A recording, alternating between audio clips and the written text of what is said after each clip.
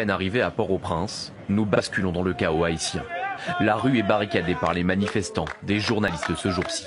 Une manifestation habituelle lorsque la foule croit identifier un mercenaire. Sous son t-shirt, les manifestants tentent de saisir son arme. Trop tard, l'homme serait un ex-garde du corps de l'ancien ministre de l'Intérieur. Les policiers l'interceptent et tirent à balles réelles pour disperser la foule. Nous étions sur le point d'assister à un assassinat ciblé par un proche du pouvoir. Yo voyez monsieur, vient tirer sur moi aujourd'hui, Jovenel Moïse, qui cadre le mort pour l'assassiner tout militant, pour l'assassiner tout dirigeant. Grenadier, à l'assaut, ça dit mourir, la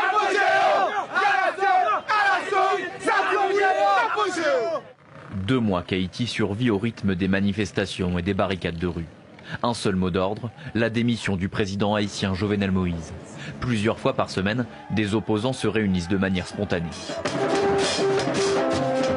À chaque fois, un groupe de musique déclenche une mobilisation qui pourra durer plusieurs heures.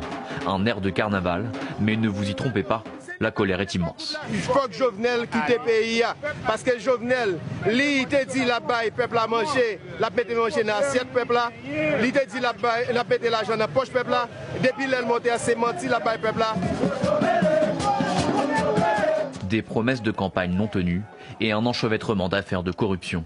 Jovenel, la corruption, Jovenel, le cop Petro-Caribé, Jovenel, le cop acquaintance, Jovenel, le cop de Maloc. C'est ça que fait la population Petroville la campé aujourd'hui pour Jovenel quitter le pays. Après 1 an et demi de crise politique, le mouvement a atteint un point de rupture. Parce qu'on est négocié aujourd'hui, lundi, mardi, mercredi, jeudi, vendredi, nous ne pouvons pas garder, parce qu'il faut que Jovenel aille. Un jusqu'au boutisme qui bloque le pays à tous les niveaux. Quand ce n'est pas les embouteillages monstres des jours de manifestation, c'est le pays loc qui frappe, pays bloqué en créole, à coups de barricades de rue. Nous quittons la manifestation pour découvrir l'impact sur le système de santé, particulièrement touché. En général, et à 7 heures, cette salle est remplie. Mais malheureusement, comme vous le voyez aujourd'hui, on n'a pas beaucoup de patients. Il n'est pas donné à tout le monde de pouvoir se déplacer, de pouvoir venir prendre des soins. Les difficultés d'accès provoquent des conséquences dramatiques dans tous les services, même en pédiatrie. C'est que les enfants arrivent un petit peu tard. Hier, on a perdu un autre enfant avec une hémorragie cérébrale. Une situation qui concerne aussi les employés de l'hôpital. Bonjour. Oh, il n'y a pas de médecine générale. On a des enfants parfois qui arrivent en pleine nuit.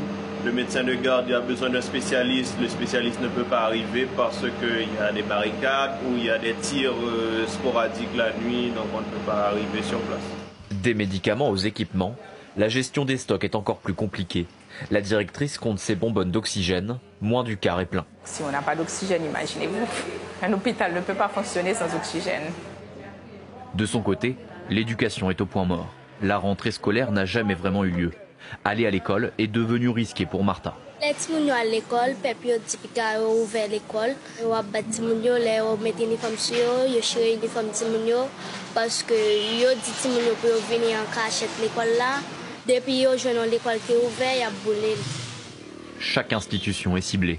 Résultat, les 250 élèves de ce collège ont déserté. Ces 2 directeurs sont déboussolés dans des locaux vides. Naturellement, ça nous frappe. Ça va avoir un impact néfaste sur l'avenir de ces jeunes. Donc maintenant qu'ils pensent à l'intérêt du plus grand nombre, de sorte que ces élèves puissent venir à l'école et que tout continue. C'est l'avenir du pays. Retour à la manifestation. La situation s'échauffe alors que les manifestants tentent d'emprunter la route d'accès à la résidence du président. Certains armés de bâtons.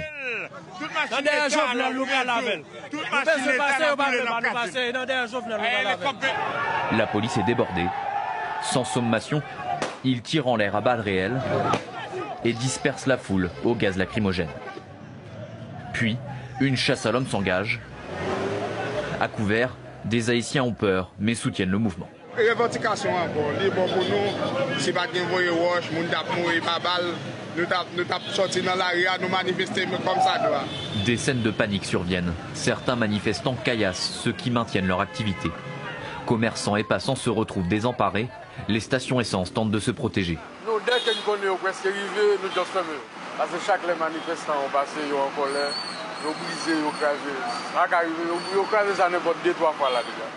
Partout, l'activité haïtienne agonise. Dans une capitale quasi déserte, nous retrouvons les manifestants les plus déterminés.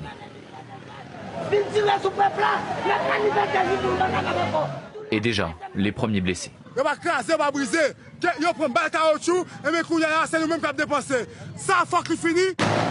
En fin de journée, la violence atteint son paroxysme. Projectiles des manifestants contre armes létales des policiers.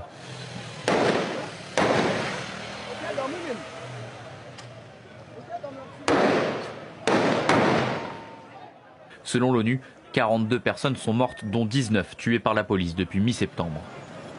Un calme relatif revenu, Farah sort de son abri. Nous serrés parce que tu as tiré, nous battons pour nous prendre la balle. Nous sommes serrés parce que pour nous arrêter à qu'est posé. Une énième journée de protestation se termine. Aux portes du palais présidentiel, les barricades sont encore fumantes. Et Jovenel Moïse, toujours à la tête du pays.